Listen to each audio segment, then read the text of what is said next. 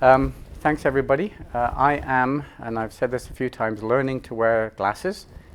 So with these, if I don't wear the glasses, I can't see what I've written, but when I wear the glasses, you're all kind of hazy and vague. So I'll be doing a little bit of this stuff as I try to figure out how to do all this.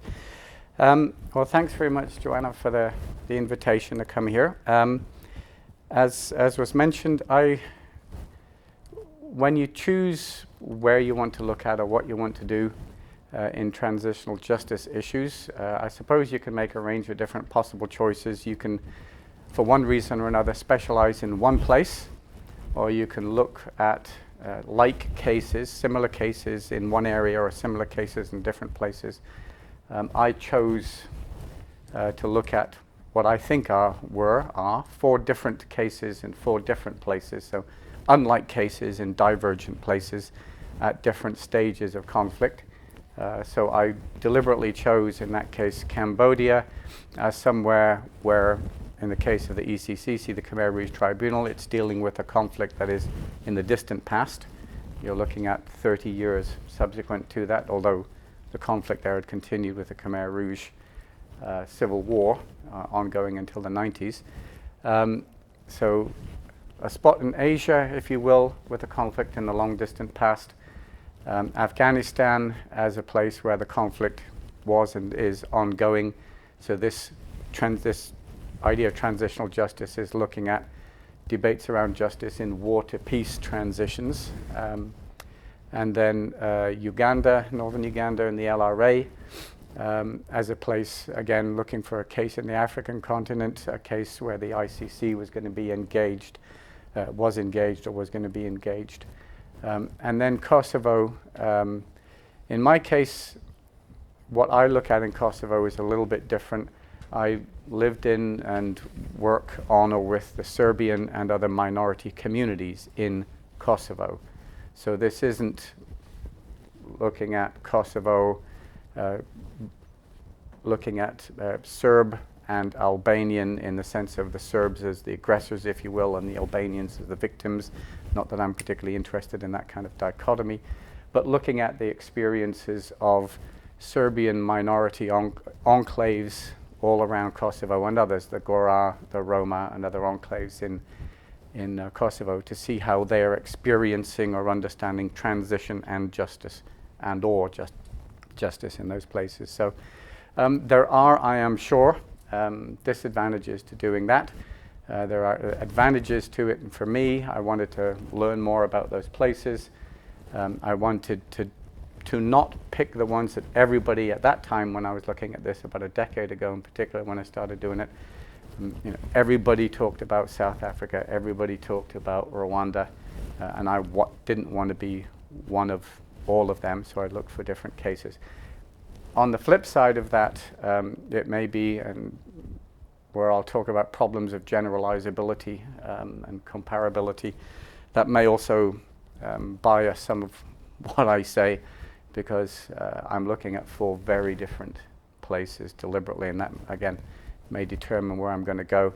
I had a good friend of mine at Laurier a little while ago. He works with UN Assistance Mission in Iraq, and he talked about the problems that he sees of people over there shaping the problem to fit the analysis. And it may be a little bit of that coming through in what I say to you today as well, about some myths of transitional justice because of the nature of the cases that I have chosen. So there's really 5 things, and I'm going to make sure that I keep an eye on the time, because we're going to aim for 20 minutes or less. There we go. 5 things that I wanted to address, and I know there's a grad colloquium some of you may be at later that I'll also be at. Some of this stuff may also translate into there for further discussions, and we have a Q&A. The 5 things that I wanted to look at, first, now everybody thinks it's a cliche. I thought it at the time, and I still think it, no peace without justice. I want to talk about that idea. There can be no peace without justice.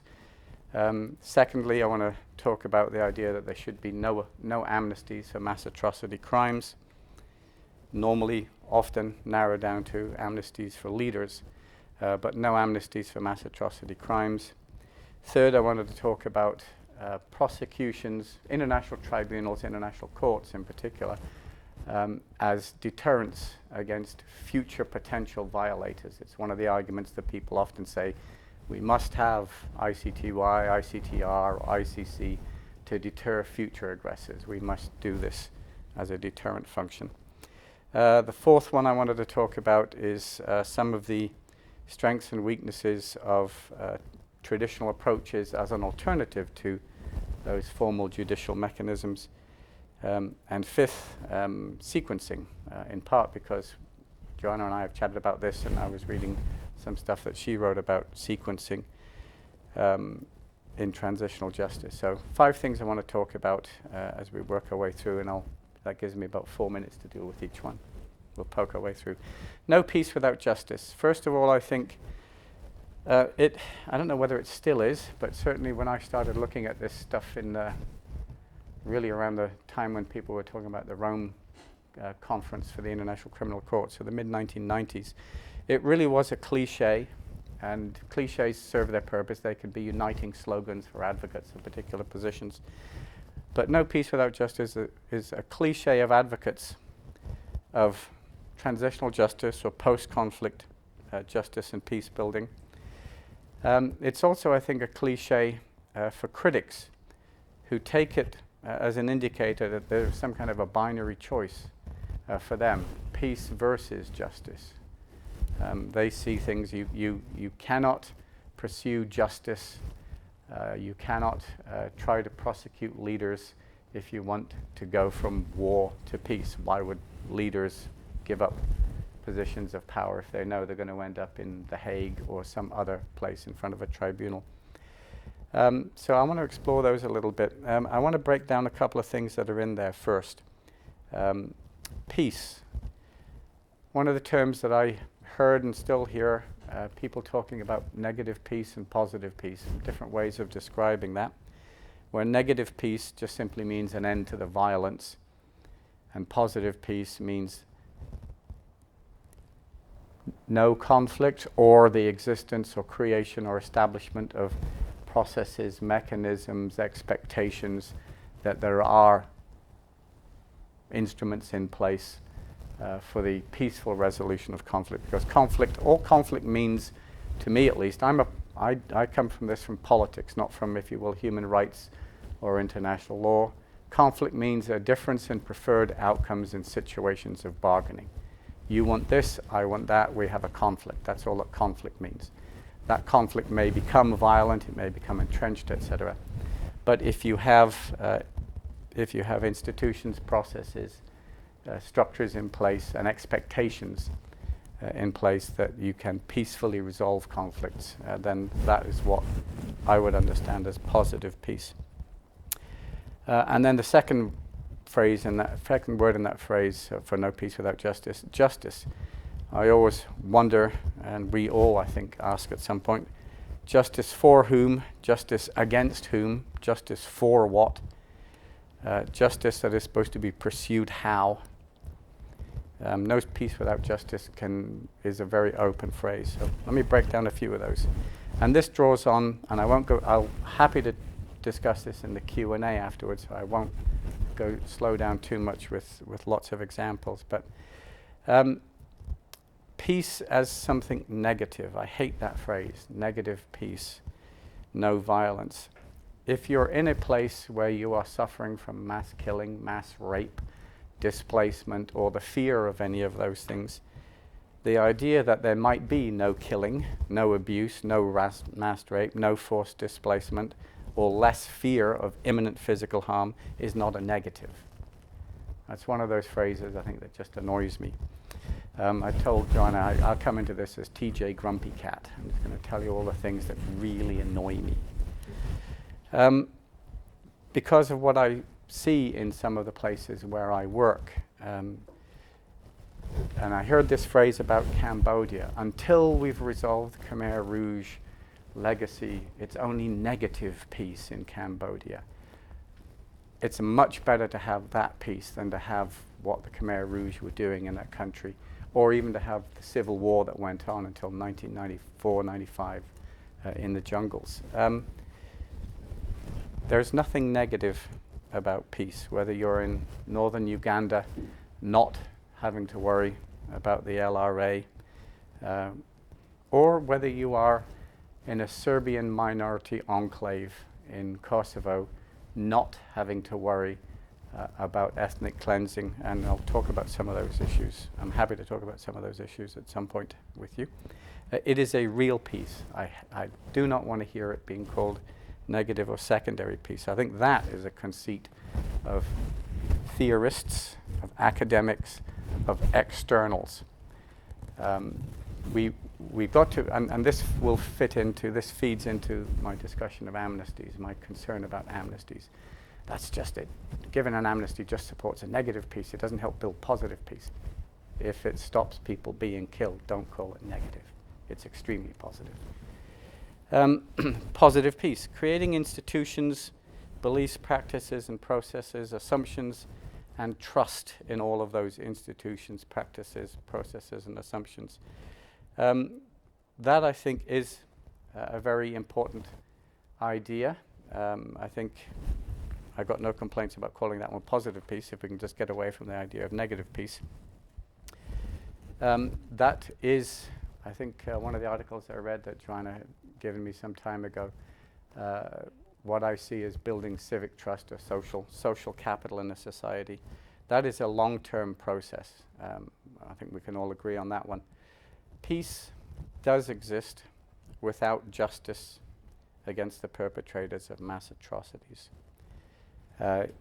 One can say in the Uganda case, I don't know how much time you spend talking about Uganda, but you can say in the Uganda case, of course, that Kony just crossed over into Garamba National Park, into the DRC, into the Central African Republic. So the failure to get formal legal justice, the failure to get Kony in front of a tribunal, may mean that northern Ugandans have peace, but the people in the neighboring countries don't have peace, and the LRA continue to do their fighting over there. But at least for northern Uganda, there has not been justice, but there is peace. And with the peace that has now, it's 2014 now, that's really been around for 6 years or so, they can build, and they can maybe build positive peace, social capital, social trust, institutions that work. If they can't, the problem isn't Kony. The problem is the government in the south. The problem is, what is Museveni going to do about the constitution, about standing for another term? And that is a different idea. There may be violence, there may be disruption, there may be distrust, but it's not got anything to do with the failure to bring Kony to justice. The Make Kony Famous campaign may be sad about that, but we'll see. The ICC, a question that I had about that, and this takes us a little bit into the amnesties part. I'm going to jump ahead a little bit. I'm watching the clock. There is an argument that the indictment of Kony and his top aides, commanders, by the International Criminal Court stopped Kony from coming out of the bush, if you will, and signing a peace agreement. That the ICC indictment, formal legal justice, got in the way of creating peace. I'll be happy to talk about that. I've heard from people involved in the process and from observers all kinds of different views on that. It's not entirely clear that Kony was ever serious about coming out anyway. Perhaps the ICC indictment was enough to push him across the border. Maybe it brought peace, helped to bring peace in northern Uganda. A range of different debates, and I'm happy to talk about those ones when we get around to examples. But continuing on, no amnesty for mass atrocities. I usually, when I try to think about this and talk to people about it, I actually divide up, and these are terms that you all know, so others may be doing this as well. I try to differentiate, as a political science professor, impunity, immunity, and amnesty. For me, At least one of those is problematic and one of those isn't, and one is in between. Impunity, to me, means that powerful actors granting themselves impunity from prosecution. In the conflict that is going on, or in the early post-conflict period, the powerful protecting themselves actively from possible prosecutions or from possible retribution. Immunity, to me, is something that is negotiated a little bit more externally, although it's still based on power relations. Amnesty, for me, is the least troubling of those three: impunity, immunity, and amnesty. For me, amnesty is granted as part of a more balanced peace and reconciliation process. My points on that: first, anything, again, back to the negative piece, positive piece, anything that stops mass killings and violence is worth trying sooner rather than later. Rejecting for moral reasons the idea of providing amnesty while people are busy being killed because you're not willing to grant amnesty, I think is a deeply immoral position, and again is a Westerner outsider's conceit that we need to be very careful of. Impunity certainly is worth challenging on that basis. As I see it is granted by perpetrators over victims. Immunity, unless peace is achieved by absolute victory, and when we say absolute victory, presumably we mean the good people winning over the bad people, not the other way around. A peace must be negotiated, and immunity from prosecution may be part of a negotiation to stop mass killing while you're still in that conflict period. Amnesties, as I mentioned, to me is more of a balanced granting. If there is a trajectory to a conflict, you're coming to a point in the conflict where it is winding down for one reason or another. The parties have decided they can't defeat each other, or the party in power has decided that it needs to move out of power to save its own skin, and is now going to seek an amnesty, and there's a more balanced negotiation. We will grant you an amnesty. Local actors, to me, are the ones that should take a lead in determining what they want as part of their own negotiations. I had disagreements with folks like Hans Corell about we must prosecute the ECCC folks. This is in Cambodia, the Khmer Rouge. We must prosecute. We cannot grant amnesty. This isn't something that the international community is willing to accept. I've got real gripes about the Cambodian tribunal. I'm happy to talk about those ones. That irritates me a lot. Hans Corell is a nice guy, but that idea in the Cambodian case irritates me a great deal. Justice as a deterrent against future mass atrocities, I am utterly unconvinced by this idea. If anybody in the ICC, I know Acon's just had its summer workshop in The Hague, and we had folks from the ICC there,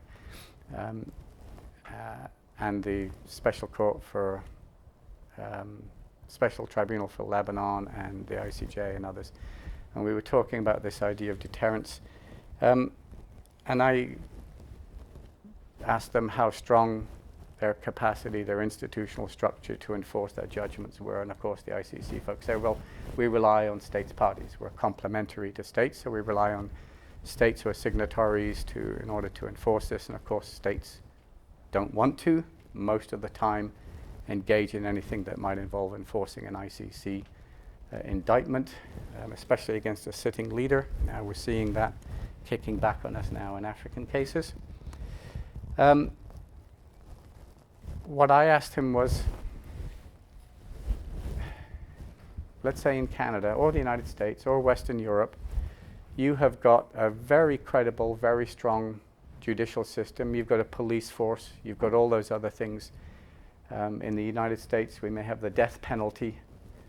We can call that a strong deterrent with an enforcement mechanism behind it, but we still can't deter, we can't stop people from engaging in abuses, in crime, in murder, in rape, in school shootings. If you've got that much enforcement capacity behind you and you can't clearly engage in deterrence, a deterrence of those who are determined to commit a crime. It may deter me. I don't like the idea of sneaking through a red light, even if there's no police and no radar and no cameras anywhere near me. I just won't do it. That stuff deters me, but I watch people drive past me through red lights all the time, even in Little Waterloo. It doesn't deter them, although there's an enforcement mechanism. I asked them, how can they really, the folks in the ICC, how can you really tell me you deter things? It's non-verifiable. Give me a case clearly where somebody was fully ready to do bad stuff, and they thought, well, maybe at some point, perhaps, but maybe not. I might end up in front of the ICC, but maybe not if I'm in Kenya, and maybe not if I can get my friends to support me, etc. Where I came back to them was the best case that you can make for the International Criminal Court for pursuing this kind of mechanism is not to talk about the deterrence function of the court, but to talk about this as something that you ought to do. Get away from trying to persuade people that we can provide justice everywhere, and we will. That we can deter future criminal mass atrocity crimes. Because it's, to my mind, unverifiable. You cannot empirically show me that you're going to do it. And if you're going to spend several hundred millions of dollars a year, you need to be able to prove what you're, if you need to be able to prove what you're doing, that's not the way to try doing it. I'm completely unconvinced by the idea of deterrence. I think, I don't know what I was reading, but I pulled out figures that between the ICTR and the ICTY, we've spent just on those two over $2 billion in a decade. And then with the other tribunals going on, we're up around $3 billion just on formal mechanisms of justice. I don't think a weak argument on deterrence is a good way if we're going to do results-based management. There's nobody in the government in Ottawa who would take a report from the ICC saying we've managed to accomplish these things and that's worth the amount of money that we've spent on it. It's not the route to go. There are other good ways to justify formal institutions of justice, but that is not one of them. Local ownership or traditional or informal mechanisms as being better.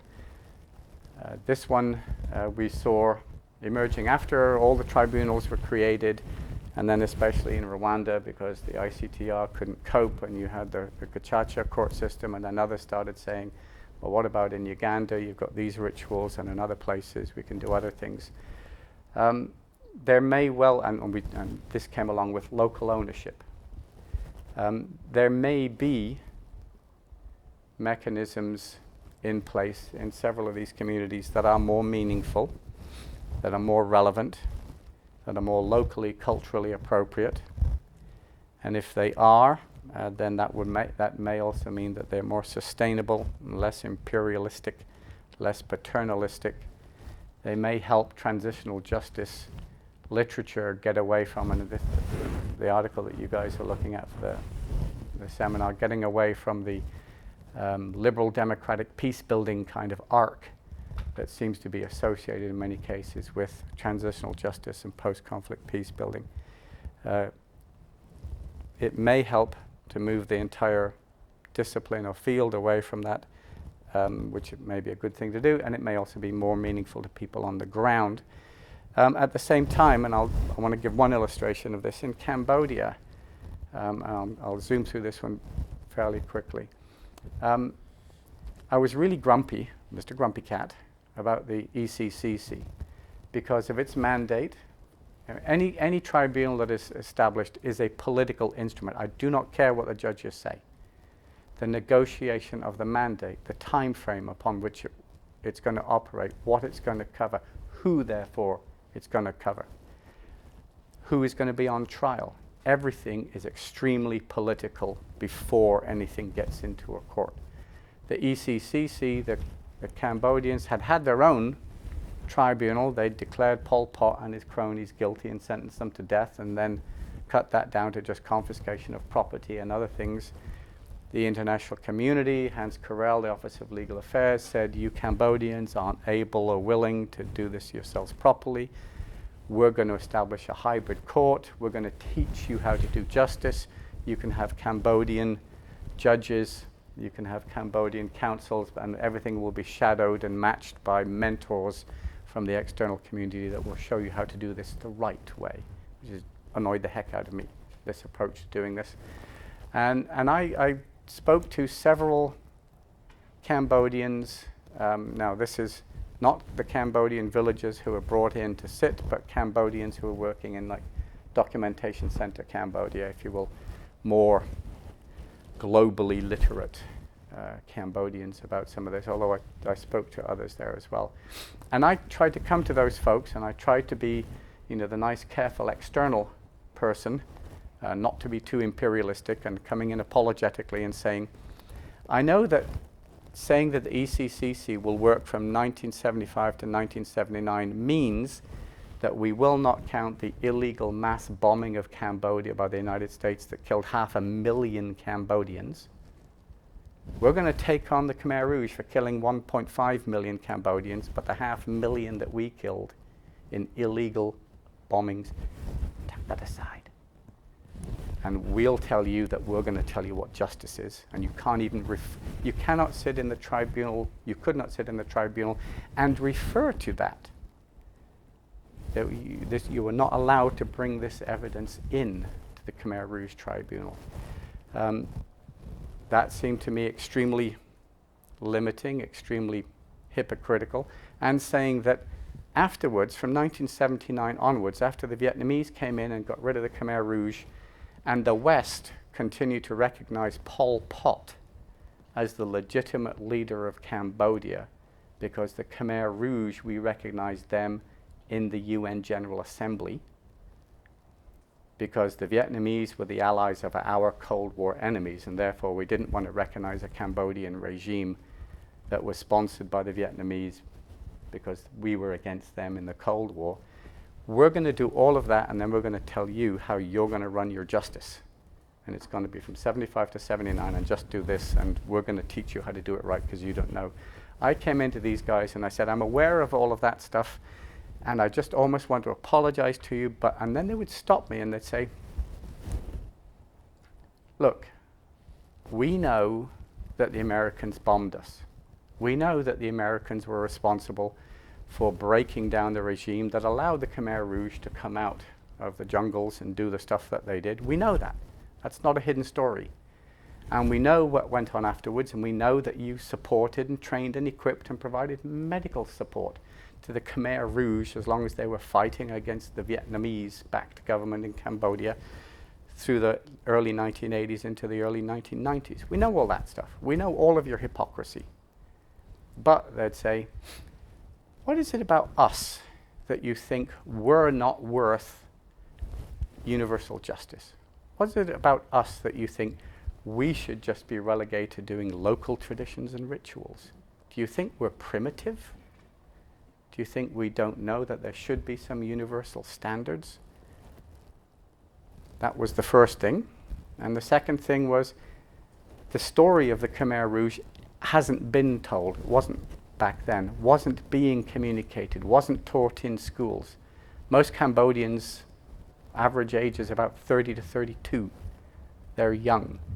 Most Cambodians in 2005, if you think back to 1980, call it, that makes them 25 years old minimum. They probably weren't born when the Khmer Rouge were in power. They had no memory of it, and it wasn't taught in schools. And they said, these folks would say to me, number one, we're worth universal justice, so don't please relegate us to being primitive ritual people. And number two, the ECCC is letting us tell a story. And under Hun Sen and this government, we couldn't tell that story unless Hans Corell and the imperialistic international community forced them to do it. So the ECCC has a very good outreach program, relatively speaking, a very good education program. It puts on radio, it puts on plays, it brings in villages. The Khmer Rouge period was being spoken about in Cambodia, and Hun Sen did not want it. And Cambodians either did not know about it, or if they'd suffered through, were not inclined to speak about it. So this, they said, was actually very valuable. Externally imposed, rather imperialistic, totally hypocritical, and very expensive. But for them, very much worth it, a really good instrument. To me, I don't know whether that's an endorsement for this mechanism or not, but it was a really interesting corrective to me, coming back and thinking, well, number one, we don't want to be external and imperialistic. Number two, we're all external hypocrites. And number three, local is better. And they said, no, we're not. Well, yes, you are external. Yes, you are hypocritical. No, local is not necessarily better. We want international standards, and don't undersell us, please. Enforce it for us. The last thing I want to talk about, and then I will shut up, sequencing. And I liked, and I'll quote here a little bit from my colleague, about a conception of democratic sequentialism as misguided. What seems to be at play is the idea that the presence of some instruments can provide necessary support for others, that transitional justice simply cannot be about the use of one approach or instrument in isolation. And then there's a quote from Kofi Annan. Complementarity, not sequentialism, is required. Yeah, hugely. When people used to ask me in those places, what do you think needs to be done? Do we need to have peace? And if we can achieve peace, negative or positive, can we have justice? And when do we do development? And when do we do all these other things? And in Afghanistan, we can't do justice and peace building until we've defeated the Taliban. But the longer time you spend fighting against the Taliban and the more billions of dollars you spend fighting against the Taliban, the less you did to make yourselves relevant to people on the ground. The more they got annoyed by the fact that the folks we're supporting in the Afghan regime are war criminals. They've committed mass atrocity crimes during the Afghan civil war, the pre-Taliban period, etc. My answer to sequentialism is, no, you need to do everything, and you need to do it now. You need to have everything going. You cannot, as the West did in Afghanistan, spend $100 billion on the military and $9 billion on everything else to support Afghan society, because you're utterly irrelevant. It may be that you need to spend $100 billion on fighting the war, but if you can afford to do that, you might also need to spend $100 billion on everything else. It's not to say that the $100 billion on the military is too much. It probably was. But that we tend to think we have to have stability before we can do security, before we can do everything else. And anything from my mind, from my experience there, they want everything and they need it all now. And the things that they notice and what creates anger and resentment is what's not there. The problem for that, with that, obviously, is we live in a world of limited resources and limited political attention. And the West, where the money is, and the West where governments are, the West where donors are, we have a very short time span. We operate on fiscal years and maybe 2-year cycles, 3-year cycles if you're lucky. And we want narrow, specific things. Canada wants to say we've put this many children in schools, girls in schools, and we're building this dam. Whether that has any relevance to the whole of the rest of the process of rebuilding Afghan society is irrelevant, but they want to have those. So there's a real clash for me there. I'm not a big believer in sequentialism. I'm not a big believer in saying you have to do this, and then this, and then this, and then this.